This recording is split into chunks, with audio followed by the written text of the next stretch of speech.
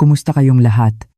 Ako ay isang may bahay na nasa edad 50, may isang anak na babae at isang anak na lalaki. Parang kahapon lang nang isilang ang mga anak kong ito na mahal ko. Ngunit ngayon ay mga kolehiyo na sila. Noong lumalaki pa sila, abala ako sa pag-aalaga sa aking asawa at sa pagpapalaki sa kanila, kaya't hindi ko na malayan kung paano lumipas ang oras. Ngayon, naiisip ko na ang mahabang panahong iyon ay tila isang iglap lang. Kung iisipin, mahigit 20 taon na rin pala akong kasal. Noong una akong ikasal, ang salitang biyenan ay tila isang pader at napakahirap lapitan. Ngunit ngayon, matagal na kaming naging pamilya, kaya naiisip ko na ito ay isang espesyal na relasyon. Ang aking asawa ay ang panganay sa 3 magkakapatid na lalaki. Noong una akong ikasal, pareho pang buhay ang aking mga biyenan at malakas pa. Ngunit hindi nagtagal pagkatapos ipanganak ang aking panganay na anak na babae, pumanaw ang aking biyenan dahil sa matagal ng karamdaman. Kung iisipin, halos 15 taon na rin pala nang maulila ang aking biyenan, nang pumanaw ang kanyang asawa bago pa man. Noong una akong ikasal, medyo malamig ang kanyang pagtrato sa akin at sinisiguro niyang sumusunod ako sa lahat ng patakaran. Sa ibang pamilya, mayroon daw mga biyenan na itinuturing ang kanilang mga manugang na parang tunay nilang anak at may mga pamilya na maganda ang relasyon ng biyenan at manugang na tila mag-ina. Ngunit sa totoo lang, ilan lang kaya ang mga biyenan na ganoon ang pakikitungo sa manugang na hindi naman nila tunay na anak? Hindi ako ganoon ka-emosyonal na tao. Hindi kita matuturing na parang tunay kong anak. Malinaw na mangyayari iyan, kaya't hindi ko hahayaan na mahirapan ka gaya ng pagpapahirap sa isang tunay na anak. Sisikapin ko rin.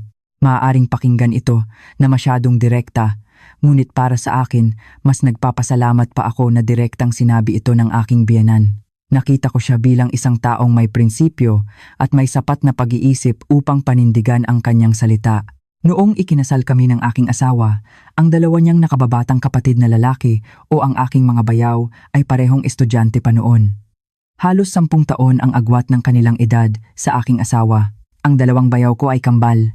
Hindi inasahan ng aking mga biyenan na magkakaroon pa sila ng huling biyaya at noong ikinasal kami, nasa kalagitnaan sila ng kanilang pagbibinata. Medyo pasaway sila. Sinubukan ng aking biyenan na turuan ng kambal, ngunit dahil sa edad niya, hindi naging masyadong epektibo ang kanyang pagdidisiplina. Mas natatakot sila sa kuya nilang mas matanda kaysa sa kanilang mga magulang. Marahil ang dahilan kung bakit sinabi ng aking biyenan na hindi niya ako hahayaan na mahirapan ay hindi lang para sa aming relasyon bilang biyenan at manugang, kundi dahil din sa 2 bayaw na kambal na tila malayo pa ang kanilang landas upang maging responsableng tao. Naisip ko, pinilit niyang maging matigas para sa aming rerelasyon upang hindi ko maranasan ang hirap na dinaranas niya dahil sa kanyang mga anak at upang hindi umabot sa akin ang hirap ng pagtutuwid sa kanila. Matapos ang ilang taon ng pamumuhay sa pamilyang ito, natutunan ko ang tunay na kalooban ng aking biyenan. Ang ironiya ay, habang nahihirapan ang aking biyenan dahil sa mga kapilyuhan ng kanyang mga anak, mas lalo kaming nagiging malapit.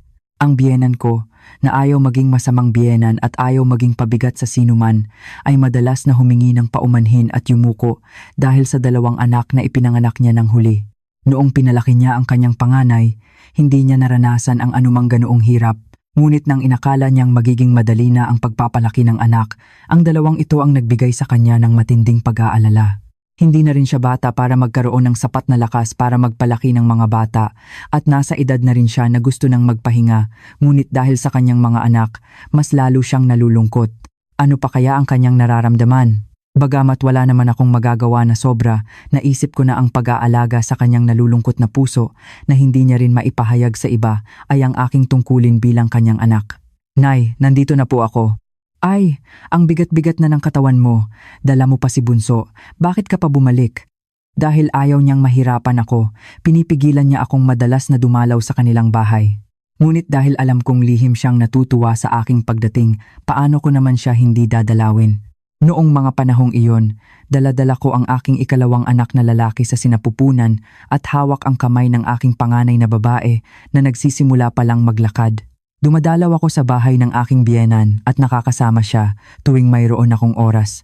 Dahil ang kanyang mga menor de edad na anak ay madalas na hindi umuuwi dahil abala sila sa pakikisama sa masasamang barkada, siya lang ang naiiwan sa isang malungkot na bahay. Hindi pa matagal mula nang pumanaw ang biyenan, kaya't ramdam pa rin niya ang kawalan na nagdudulot ng kirot sa kanyang puso.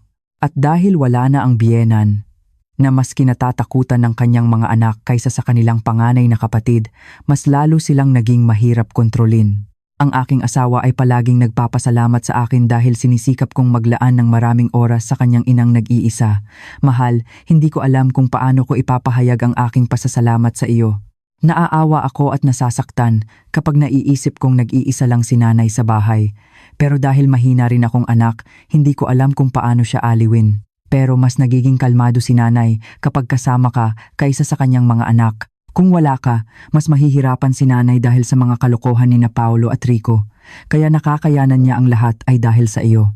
Ang aking asawa ay isang taong sinisikap na ipahayag ang kanyang damdamin kahit hindi niya ito masyadong magawa. Sabi nga nila, kapag mahal mo ang isang tao, lahat ng kaugnay sa kanya ay minamahal mo rin, hindi ba? Batay sa aking karanasan, totoo rin ito sa kabaligtaran. Kung mabuti ang aking asawa sa akin at sa aking pamilya, bakit hindi ko susuklian ng kabutihan ang kanyang pamilya? Kaya't ang pagmamahal na ibinigay ko sa aking biyenan pagkatapos kong ikasal ay hindi isang panig lamang na damdamin. Sa simula, sinubukan ng aking biyenan na lumayo sa akin dahil ayaw niyang mahirapan ako dahil sa kanyang mga anak na pasaway. Ngunit nang makita niya na ako ang lumalapit sa kanya at sinisikap kong punan ang kanyang kalungkutan, unti-unti niyang binuksan ang kanyang puso sa akin. Sa totoo lang, hindi siya ganoon katigas tulad ng sinabi niya at siya ay isang taong may malambot na puso. Kahit ang pag-aalaga mo sa iyong asawa at mga anak ay sapat na tapos naabala pa kita. Huwag po kayong magsalita ng ganyan, Nay. Mas madali para sa akin kung kasama namin kayo sa pag-aalaga ng mga bata. At hindi lang dahil sa mga bata, gusto ko rin na makasama kayo. Maaga kasing namatay ang aking ina, kahit pa sinisikap ng aking pamilya na punan ang kawalan niya sa pamamagitan ng pagmamahal at pag-aalaga, ang puwang ng isang ina ay hindi matutungbasan. Ngunit nang magsimula kaming maging malapit ng aking biyenan pagkatapos kong ikasal, naisip ko kung buhay pa ang aking ina, siguro ganoon din kami magsasama tulad ng pakikitungo namin ng aking biyenan ngayon. Palagi akong umaasa sa aking biyenan na parang siya ang aking ina. Tumutulong ako sa kanya at higit pa roon, marami rin akong natanggap na tulong mula sa kanya. Gusto ko talaga ang aming relasyon. Sila Paolo at Rico ay madalas na nagmamaneho ng motorsiklo at nagdudulot ng aksidente, nakikisama sa masasamang barkada kahit hindi naman kapos sa baon, binubuli ang mga mahihinang estudyante at nangingikil. Hindi sila nag-aaral at tila madilim ang kanilang kinabukasan. Sa huli, kinailangan ng kumilos ng aking asawa at biyenan. Alam kong ganyan kayo kumilos dahil sa tingin nyo, hindi naman mahirap ang buhay at makakaya ninyo pa rin kahit anong mangyari. Kahit hindi ko sila magawang maging dakilang tao sa mundo, dapat nating gawing disenteng tao ang ating mga anak bago sila ipasok sa lipunan, hindi ba? Mula ngayon, kahit gaano kaliit na bagay, kung masaktan o mapinsala ninyo ang ibang tao, kahit isang beses lang, ituturing kong isa lang ang aking anak, ang iyong kapatid. Sa huli, ang mga bayaw na lumaki sa mayamang pamilya at hindi nakaranas ng hirap ay kinailangan nilang magtrabaho ng ilang buwan at pagpawisan upang bayaran ang kanilang mga utang. Bagamat kulang pa rin ang halaga dahil sa kanilang matinding pagpapasya, hindi na sila tinulungan ng aking biyenan at asawa sa pag-aayos ng kanilang problema sa pagkakataong ito. Sa huli, lumapit sila sa akin, umiiyak at nagsasabing hindi na sila gagawa ng ganoong kapilyuhan at nahihiya sila sa akin bilang kanilang ate. Dahil sa awa ko, lihim ko silang tinulungan ng kaunti nang hindi nalalaman ng aking biyenan at asawa. Ngunit maliban sa kaunting kakulangan, halos lahat ay nabayaran ng mga bayaw, kaya't naisip ko na tila natauhan na sila.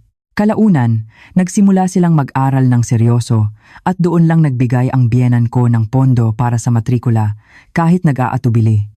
Dahil matagal nang hindi sila nag-aaral, mahirap asahan ang mataas na grado.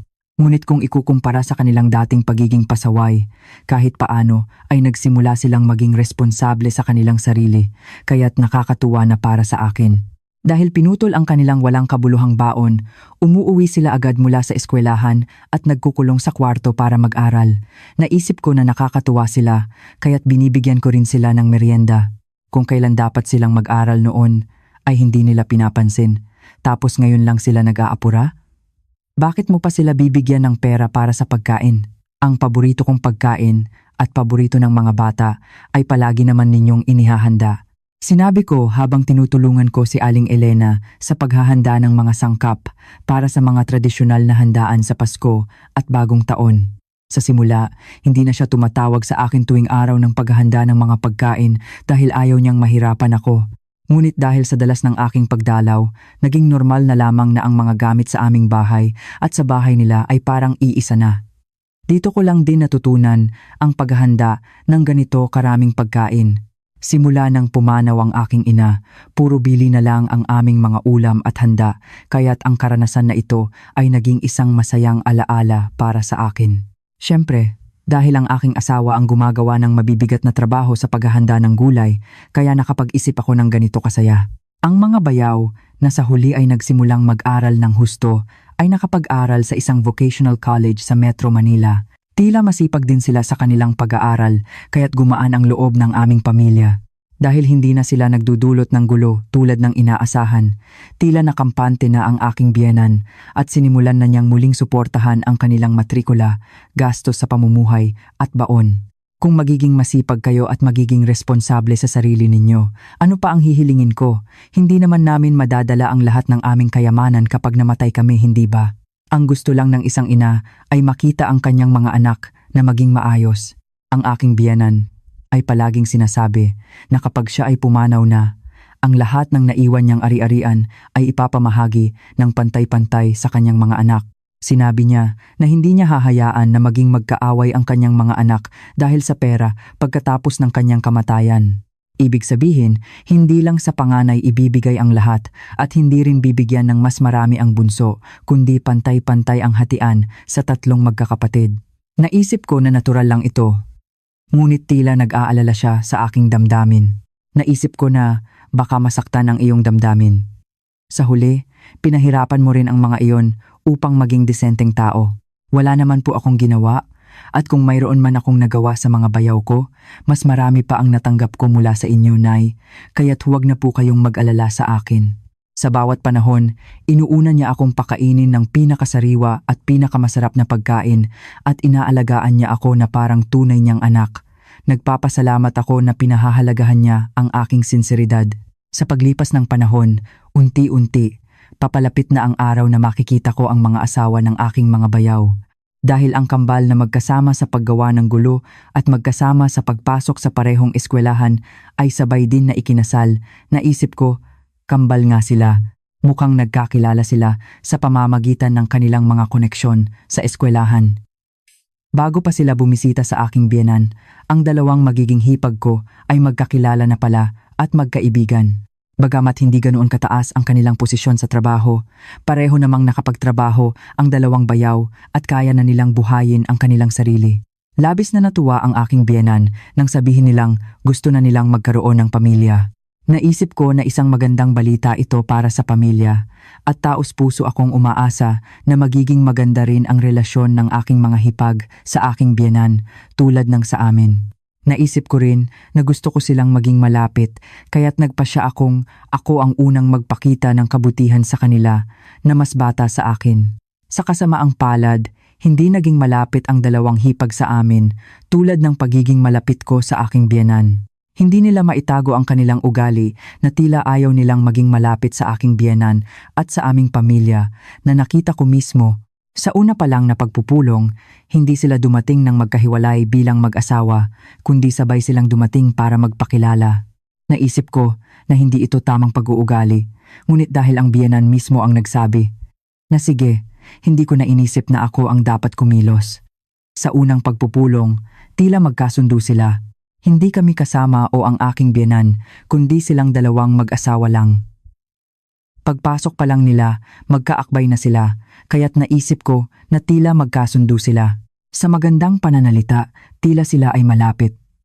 Ngunit sa totoo lang, abala sila sa pag-uusap sa isa't isa at parang balewala ang aking biyenan. Dahil palaging sinisikap ng aking biyenan na panindigan ang kanyang posisyon sa unang pagkikita ng kanyang mga manugang, naawa ako sa kanya na tila nahihiya lang sa kakaibang sitwasyon. Walang direktang nakikipag-usap sa aming pamilya, maliban kung sa pamamagitan ng kanilang mga asawa. Hindi na nakatiis ang aking asawa at siya ang unang nagsalita. Narinig ko na halos tapos na ang lahat ng paghahanda para sa kasal sa pamamagitan ni Paulo at Rico. Marami kayong pinagdaanan, mga hipag.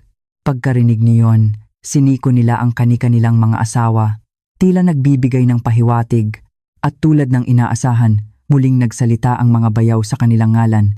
Kaya nga, ate, maliban sa problema sa bahay, tapos na ang lahat ng paghahanda para sa kasal. Nay, magkano po ang maibibigay ninyong suporta sa amin? Sabi nila, may nakita silang bahay malapit sa kanilang trabaho at baka maubusan sila.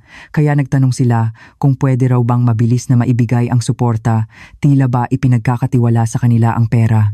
Alam kong hindi sila ganoon kabilis magsalita kapag nagdudulot sila ng gulo o kapag lumalabas ang pera sa bahay, kaya't madali kong nahulaan kung sino ang nag-organisa ng lahat ng mga salitang iyon. Ano? Hindi pa nga nila nasosolusyunan ng problema sa bahay, tapos sinasabi nilang tapos na ang lahat ng paghahanda para sa kasal? At kayo, mga hipag, paano kayo nakaharap sa matatanda nang hindi nagsasalita ng maayos? Anong klaseng ugali yan? Pero ang paghingi ng bahay, mahusay nilang siniko si Paulo at Rico. Pag-uwi niya, inihagis agad ng aking asawa ang kanyang Amerikana at ipinahiwatig ang kanyang galit. Alam kong hindi niya rin alam ang aking nararamdaman. May malakas akong kutob na hindi magiging maayos ang aming pamumuhay sa hinaharap, kaya't napabuntong hininga ako. Hindi naman namin sila kasama habang buhay at may kanya-kanya na silang pamilya, kaya ano pa ang magagawa namin? Sinabi ng aking biyenan sa isang tono na tila sumusuko, kahit pa ibinigay niya ang suporta para sa kanilang bagong bahay, ngunit tila ipinagtataboy siya ng kanyang mga manugang. Oo, saan ka naman makakahanap ng biyenan na madaling pakisamahan? At matanda na rin ako at wala ng asawa, kaya naiintindihan ko. Noong bata pa ako, ang aking biyenan ay strikto rin sa akin at hindi kami kailanman naging malapit hanggang sa kanyang kamatayan. Ang mga kabataan ngayon, ano pa ang aasahan? Sinabi niya ito na tila sumuko na, kaya't mas nasaktan ako. Tumingin siya sa akin ng mahina at sinabi niya sa akin, ngayon naiisip ko kung gaano kakahirap hanapin. Tunay na sobra-sobra ang aking biyaya.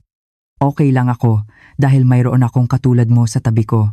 Kahit na gusto niyang maging malapit sa kanyang mga bagong manugang tulad ng pagiging malapit namin, tila nagiging mapanlin lang at may layo ang mga hipag mula sa simula na nagpaparamdam ng pait sa akin. Nagpasya kami na huwag na lang umasa sa kanila at maging maayos ang aming pamumuhay pagkatapos naming suportahan ang dalawang bayaw sa kanilang pag-aasawa. Ngunit hindi ko inaasahan na sa unang Pasko at Bagong Taon, hindi darating ang dalawang hipag sa mismong araw ng pagdiriwang. Ano? Sa ibang bansa? Pareho ang pangalawa at pangatlo? Anong klaseng sitwasyon ito, nanay? Hayaan lang ba natin sila pagkatapos niyan? Nang marinig kong ang aking biyenan ay nalaman lang kinagabihan bago ang Pasko, hindi ko mapaniwalaan at hindi ko maisara ang aking bibig. Galit na galit ang aking asawa, sinasabing paano nila nagawa ang ganoong kawalang galang kung hindi nila minamaliit ang aming pamilya. Sa hinaharap, kapag nagkaanak na sila, mas mahihirapan na silang maglakbay, kaya kailan pa sila makakapaglakbay kung hindi ngayon?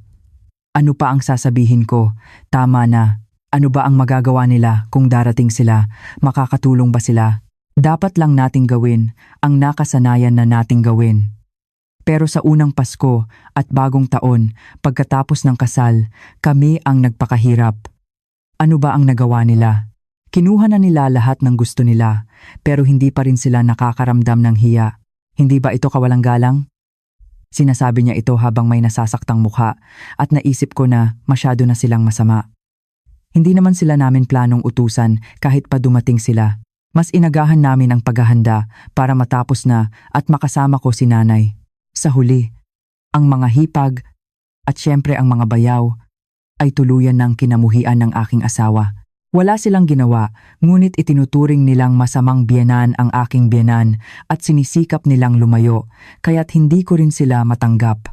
At sa pagbalik nila sa huling araw ng holiday, tila naisip nilang masama kung hindi sila magpapakita, kaya dumaan sila sandali sa bahay ng biyenan nang gumagabi na. Ay, ang dami namang niluto ninyo, nanay at ate, sabi ni Rico. Katulad daw kayo ni Aling Elena, na magaling magluto, kaya magaling din kayong magluto, ate. At pagkatapos niyon, kinuha ng dalawang mag-asawa ang lahat ng pagkain na aming inihanda para sa Noche Buena at Media Noche.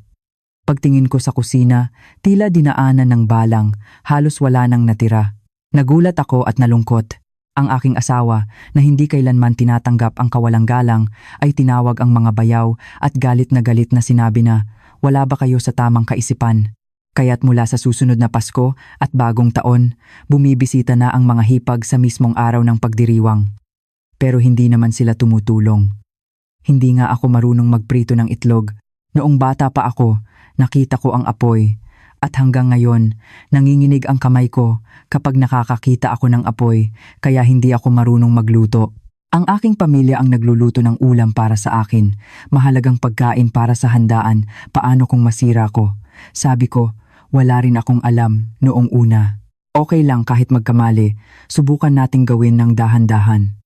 Ngunit sila ay nagsasabi ng mga dahilan na nagpapakita ng kanilang tunay na intensyon at nawalan ako ng ganang turuan sila. Hindi sila marunong magluto, paano sila magluluto para sa kanilang mga anak?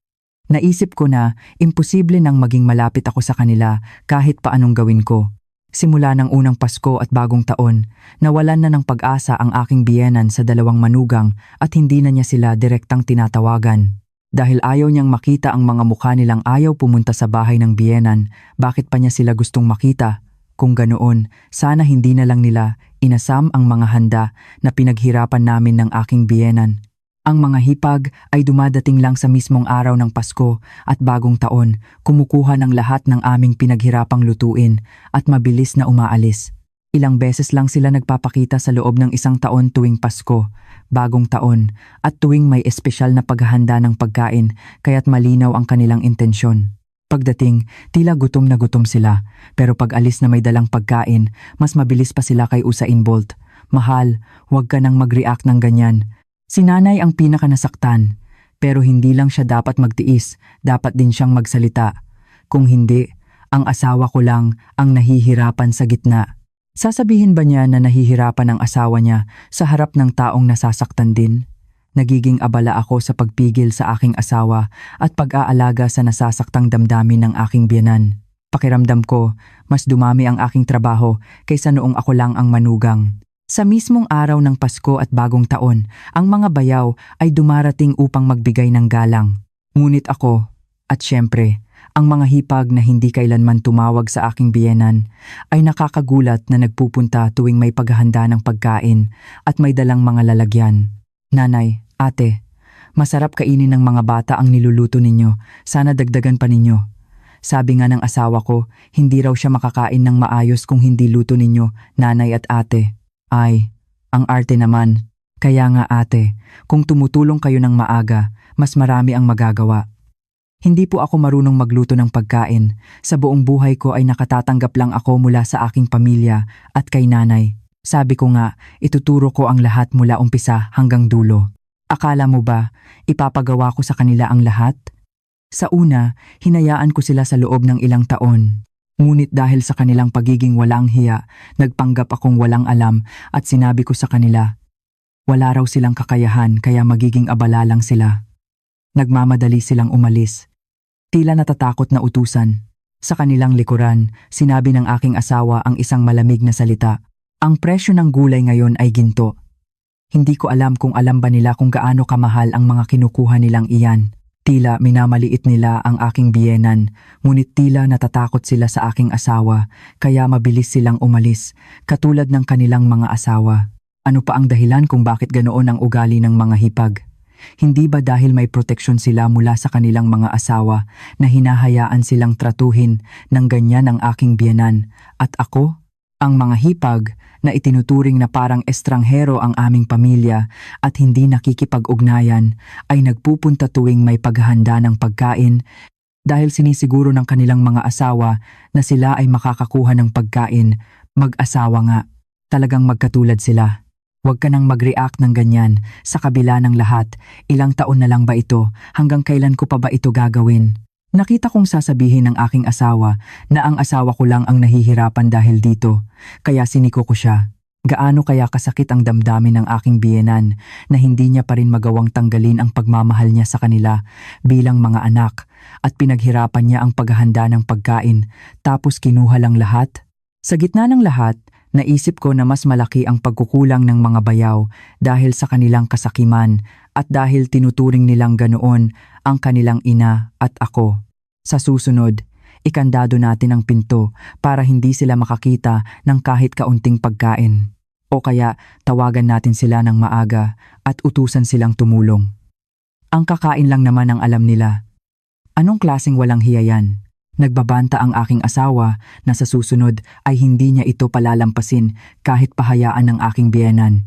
Ngunit sa susunod na paghahanda ng pagkain, hindi na kami nakapag-alala ng husto, cancer.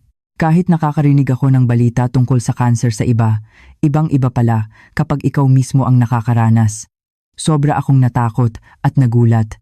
Ang nakakatuwa lang sa kabila ng lahat ay thyroid cancer ito, na tinatawag na mabait na cancer at maaga pa lang itong natuklasan. Pero hindi lang ako ang nagulat kundi pati na rin ang aking asawa at biyenan. Dapat ako na lang, matanda na ako. Bakit sa iyo pa dumating ang sakit na ito? Kawawa naman ang aking anak, kawawa talaga. Ang aking asawa ay umiiyak na parang bata. Ngunit mas nasasaktan ako sa aking biyenan na patuloy na sinisisi ang sarili kahit hindi niya naman kasalanan. Sa halip, ako pa ang umaliw sa kanya, sinasabing hindi naman ito malalang cancer at mabilis akong gagaling. Lubos akong nagpapasalamat sa aking biyenan na labis na nag-aalala tulad ng aking tunay na ina. Nakareceive ako ng mensahe mula sa mga bayaw na gumaling ako, ngunit tulad ng inaasahan, walang direktang tawag mula sa mga hipag. Sabi ng asawa ko, nag-aalala rin siya, sabi nila, ngunit sino ang makakaalam? Ang aking biyenan. Natahimik lang at ayaw magsalita ng masama tuwing dinidiskwento siya, ay biglang nagalit. Kung ang kanilang mga asawa ay walang alam at hindi makakilos, dapat sila mismo ang pumunta sa kanilang hipag at gampanan ang kanilang tungkulin ng may paggalang. Mali ang pagpapalaki ko. Mali talaga ang pagpapalaki ko. Dahil sa baba ng aking inaasahan, hindi na ako nadismaya, ngunit kakaiba ang reaksyon ng aking biyenan. Kalaunan ay narealize ko na kaya siya ganoon ay dahil sa pagpapabaya sa akin, hindi sa kanya, at muli ay napaiyak ako. Nagtagumpay ang operasyon. Ngunit patuloy akong namamaga at pagod, kaya nagpa-check up ulit ako at nalaman kong mataas ang aking inflammation level marahil dahil sa stress sa katawan. Kailangan kong manatili sa ospital para sa gamutan at obserbasyon at sakto namang panahon ng paghahanda ng handaan para sa Pasko at Bagong Taon. Mahigpit kong pinayuhan ang aking biyenan. Nay, huwag na po kayong mag-isip na mag-isa sa paghahanda ng handaan nang wala ako. Hindi na rin po kayo bata. At baka may mangyaring masama sa inyo. Naiintindihan niyo po? Akala mo ba, hindi ko alam? Hindi ito ang panahon para mag-alala ka sa akin. Magaling ka sa pagkain, magaling ka sa pagpapagaling, at isipin mo lang ang sarili mo. Mahigpit ko ring pinayuhan ang aking asawa, ngunit nakarinig ako ng hindi inaasahang balita dahil sa galit ko sa kanila. Sinabi ko sa kanila na kayo ang maghanda ng lahat ngayong taon. Kung may konsensya kayo, dapat gawin ninyo yan dahil nakita ninyo kung gaano kahirap ang pinagdaanan ng inyong hipag, sinabi ko ng malakas. Pagkatapos, sinabi ng aking biyenan na tama ang sinabi ng iyong kapatid, kaya Paulo at Rico, huwag na kayong magdahilan at pumunta kayo rito. Sinubukan kong ipaaga ang aking operasyon, ngunit natapat pa rin ito sa panahon ng Pasko at Bagong Taon. Siyempre, hindi ako nakatulong sa Pasko at Bagong Taon ngayong taon. Ngunit narinig kong nagalit ang aking asawa sa mga hipag dahil sa paggawa nila ng dating ginagawa, kahit alam nilang mag-isa lang ang aking biyenan na nahihirapan dahil sa operasyon ko. Sabi raw niya, kami lang ba ang inyong mga anak? Ang alam lang ninyo ay kumain, hindi ninyo magawa ang papel ng isang anak. At pagkatapos ng lahat, nakita niyang gusto pa rin ng mga bayaw at hipag na kumuha ng handa ngayong taon, kaya't sinabi niya na hindi talaga sila marunong magbago. Ang taong ayaw magsalita ng masama, gaano kaya siya nahihiya sa kanyang panganay na manugang para masabi niya iyon. Sa unang pagkakataon, nagalit ang aking biyenan. Sinasabing hindi ito tama, kahit alam ninyong ang panganay na manugang lang ang nahihirapan, kahit ikinabit na ang pangalan ng panganay. Ang mga taong hindi kailanman tumawag sa akin sa buong buhay nila, biglang tumawag sa akin, marahil dahil sa pag-aalala sa paghahanda ng handaan. Ate, hindi ko pa kailanman ginawa yan, sa buong buhay ko, paano ko gagawin? Hindi niyo ba pwedeng pigilan si nanay? Sa ganitong sitwasyon, pwede naman sigurong bumili na lang ng handa. Maganda naman ang mga ibinebenta ngayon. Naisip ko na, kung ganoon, sana bumili na lang kayo ng pagkain at huwag nyo nang pahirapan si nanay at ako. Bakit kayo abalang-abala sa pagkuha ng mga handa tuwing Pasko at Bagong Taon? Ngunit pinigilan ko ang aking sarili. Hindi na ako sumagot at binalik ko lang ang telepono. Sa kabutihang palad, mabilis na bumuti ang aking kalagayan dahil sa masusing paggamot. Tulad ng sinabi ng aking asawa, sinubukan kong huwag silang isipin, ngunit nang bumaba ang inflammation level ko at medyo bumuti ang pakiramdam ko, nagsimulang umakyat muli ang pag-aalala.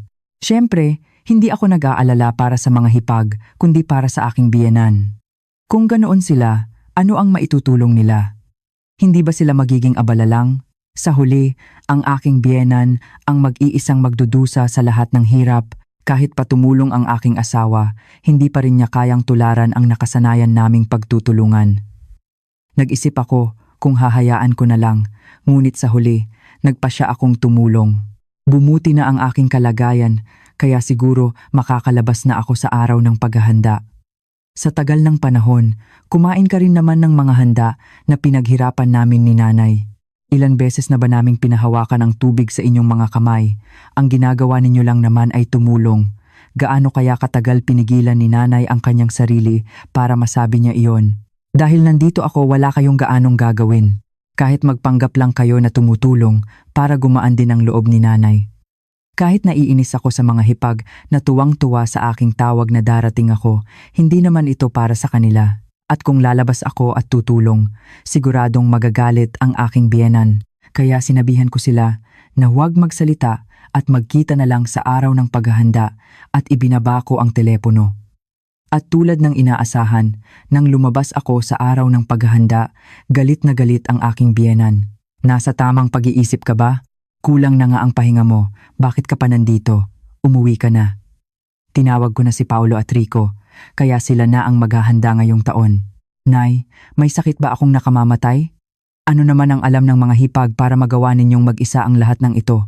Kung hindi ko kaya, kahit pigilan niyo ako, aalis ako, kaya huwag kayong mag-alala. Sa una, galit na galit ang aking biyenan, ngunit tila siya ay naiyak. Upang hindi maging awkward ang sitwasyon, pinilit ko ang aking asawa na magbalat ng gulay at nagsimula kaming maghanda. Anong oras na, bakit hindi pa rin sila dumarating? Darating din sila. Kahit na hindi naman niya inaasahan ang dalawang manugang dahil nandito ako at naghahanda, tila siya ay nababahala at tumitingin sa orasan. Ngunit habang inihahanda namin ang mga handaan, walang bakas ng mga hipag. Nang gumagabi na at natatapos na kami sa paghahanda ng gulay, galit na galit ang aking asawa at inihagis ang kanyang guwantes. Kahit sinabihan na sila ng ganoon, minamaliit pa rin nila ang matatanda. Ngunit mas nagulat ako sa aking biyenan, na tahimik lang habang naghahanda at tila galit na galit. Naisip ko na ito ay malaking problema. Hindi ito tulad ng dati naming masayang paghahanda. Doon mismo. Ting! Tumunog ang aking cellphone. Ate, tapos na siguro ang paghahanda, di ba? Kahit ikaw ate, na eksperto na, ipinanganak na rin, hindi na siguro kailangan pang pumunta doon. Saka, tapos na kaming mag-usap ng hipag. Magpapahinga na lang kami ngayon. Salamat sa hirap mo. Nagpadala kami ng A2,000. Pambili nyo ng kahit ano. Habang nakatingin ako sa mensaheng walang saysay, tila ako ay naging bato. Naramdaman ng aking asawa ang sitwasyon at kinuha niya ang aking telepono. Baliw na ba talaga sila? Sa gulo, sa huli ay nakita ng aking biyenan ang mensaheng iyon. Hindi ko pa kailanman nakita ang aking biyenan na ganoon kagalit. Dahil sa tunog ng kanyang pagngingit-ngit ng ngipin, naisip ko na kailangan kong kumilos agad. Ay, ano pa bang bago? Hindi talaga nagbabago ang tao, di ba nanay? Ngayong taon, tayo na lang ang kumain ng lahat ng handa.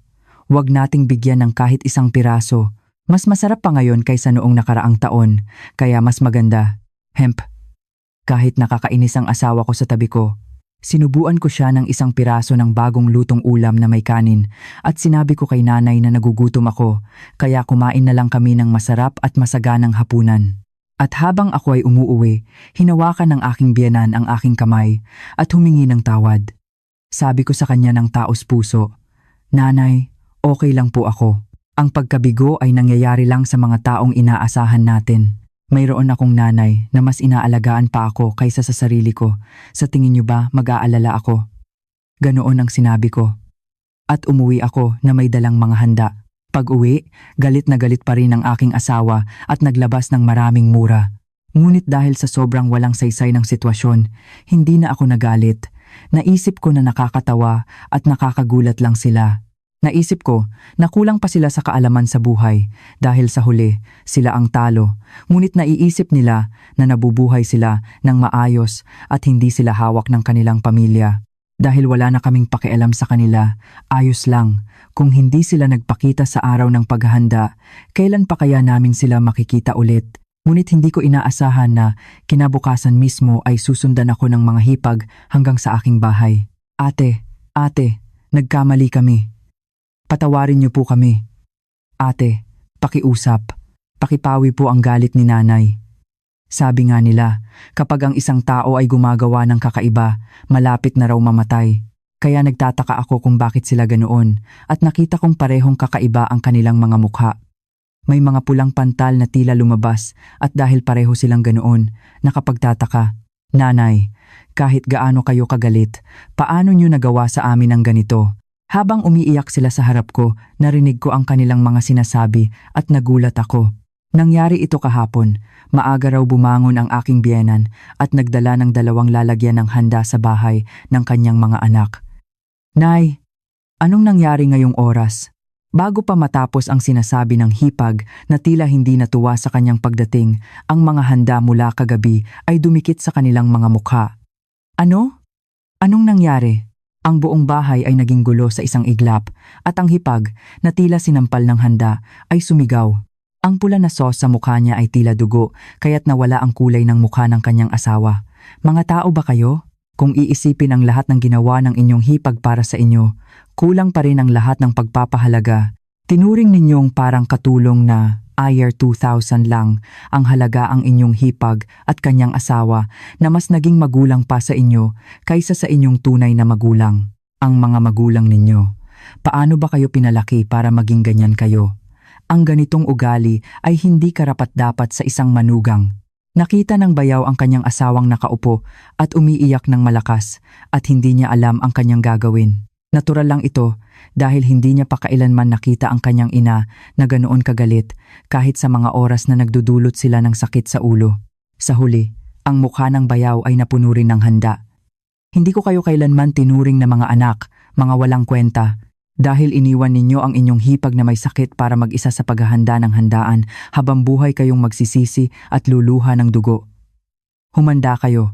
Wala akong ibibigay na kahit isang kusing sa inyo. Mula ngayon, ang aking panganay na anak lamang Marco at Maria, ang aking tanging anak. Sa inyong mga inutil na parang linta, wala akong ipapamana na kahit 10 sentimo. Tandaan ninyo yan. Ha? Nanay, ang kaguluhan ay nangyari din sa bahay ng pangatlong bayaw at ang resulta ay lumuhod sila sa akin. Grabe, nagulat talaga ako. Alam kong galit si nanay, pero paano ko malalaman na ang tahimik at ayaw magsalita ng masama na taong iyon ay kayang gawin ang ganoon? Tama, nagkamali kami, ngunit masyado naman po yata yan. Tama, nagkaroon ng rashes ang balat namin, kaya nagpunta kami sa ospital. Kahit gaano kayo kagalit, paano nyo naman nasabi na si ate lang ang inyong anak, gayong 3 naman kami? Sa tingin nyo ba, talagang nagsisisi sila at humihingi ng tawad sa akin? Ngayon lang sila ganoon dahil hindi na sila makakatanggap ng mana, di ba? Humihingi sila ng tulong sa akin para kumbinsihin si nanay. Ngunit kapag naririnig ko ang kanilang mga reklamo na tila biktima pa sila, nawawalan na ako ng pag-asa na magbago sila. Bakit sa akin ninyo sinasabi yan? Ang kayamanan ni nanay ay desisyon niya. Desisyon ni nanay yan. Talaga naman. Nakakatawa kayo, mga hipag. Ano ba ang nagawa ninyo para maghangad kayo ng mana ni nanay? Sa tagal ng panahon, ipinapakita ninyo na ayaw ninyong maging malapit sa amin at sinisira ninyo ang damdamin ng tao, tapos akala ninyo bibigyan kayo ni nanay ng mana? Baliw ba ako para kumbinsihin si nanay? Kahit pasabihin ni nanay na ibibigay niya, ako na mismo ang pipigil sa kanya. Kahit hindi na sa akin mapunta ang mana, mas pipiliin ko pang ibigay sa ibang tao kaysa sa inyo. Iyon ang kukumbinsihin ko kay nanay. Ano pa ang ginawa nyo at lumuhod kayo dito? Humingi ng tawad? Mga hipag. Mga walang hiya. Na walang pinagkatandaan. Hinila ko sila palabas at binuhusan ng isang balde ng tubig para mapahiya sila sa buong kapitbahayan. Sa mga walang kwentang tao, ang palo ang pinakamabisa. Ngunit ang mga walang hiya na yan, nakapunta pa sa iyo. Nang marinig ng aking biyenan na lumapit pa sila sa akin, lalong umalab ang kanyang galit. Hindi na nagtagal, kumuha ng abogado ang aking biyenan at ipinagawa ang legal na proseso at notarized na dokumento upang tanging sa aming pamilya lang ibigay ang mana. Hindi ito isang proseso na kayang ihanda sa isang araw o dalawa, kaya't naisip ko na matagal na ring pinag-iisipan ng aking biyenan ang bagay na ito. Nang malaman nilang tapos na ang legal na proseso at wala na silang matatanggap na mana, lumuhod silang lahat sa akin, sinasaktan ang kanilang dibdib at humingi ng tawad. Nanay, nagkamali kami. Nanay, ipinapangako po naming magbabago na kami. Pakiusap, bigyan niyo pa po kami ng isa pang pagkakataon. Ilang beses na ba akong nagbigay ng pagkakataon sa inyo? Mga walang hiya, kung wala lang akong pera sa aking mga kamay, hindi ninyo ako rerespetuhin. Akala ninyo ba, hindi ko alam ang inyong masamang intensyon? Ayokong makita ang mga mukha ninyo, kaya huwag na kayong lumapit sa aking bahay. Nanay, sa bawat pagpunta nila at pag-iyak at paggawa ng gulo, hinila lang sila palabas ng mga security guard. Dahil sa kanilang kasaysayan ng pagiging pasaway at pagpapahirap sa kanilang mga magulang mula pa noong bata pa sila, idinagdag pa ang kanilang masamang reputasyon. Ang malamig na tingin ng mga kapitbahay na nagsasabi na bakit ninyo ginagawang talikuran kayo ng inyong mga magulang ay nagpahina sa kanila. Hindi na sila makapagtaas ng ulo at sa huli ay naglaho na lang sila. Kahit paano, dahil anak din naman sila, paminsan-minsan ay nagpapakita ang mga hipag, umaasang makakakuha pa rin ng kahit kaunting mana. Ngunit puro mura lang ang kanilang natatanggap mula sa matatanda sa kapitbahayan at madalas silang pinapalayas.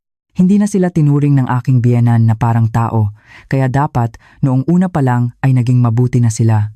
Naging mas payapa ang aking isip dahil pinutol ko na ang ugnayan sa mga taong nagdudulot ng sakit sa ulo at wala na akong balak na makipagkita pa sa kanila. Naging normal na ang aking inflammation level at kamakailan lang ay idineklara akong ganap na gumaling mula sa cancer pagkatapos ng 6 na taon. Para ipagdiwang ito, nagbakasyon kami ng aking biyenan sa ibang bansa. Siya ang nagbayad ng lahat ng gastos sa biyahe. Mahigpit niyang sinabi sa akin na tanggapin ko ito. Gusto kong gastusin ang pera sa kung saan ko gusto. Bakit ba? Nang marinig kong gumaling ka na, parang nawala ang lahat ng pasakit sa aking puso. Ang saya-saya ng pakiramdam ko. Sa mukha ng aking biyenan na puno ng kaligayahan, napangiti na lang din ako. Ganoon kami. Patuloy kaming naglalakbay at nagkakasama ng masaya bilang isang malapit na biyenan at manugang. Patuloy kaming mag-aalaga sa aming kalusugan upang wala nang mangyayaring masama at mamumuhay kaming masaya bilang isang pamilya. Maraming salamat sa pakikinig sa aming kwento.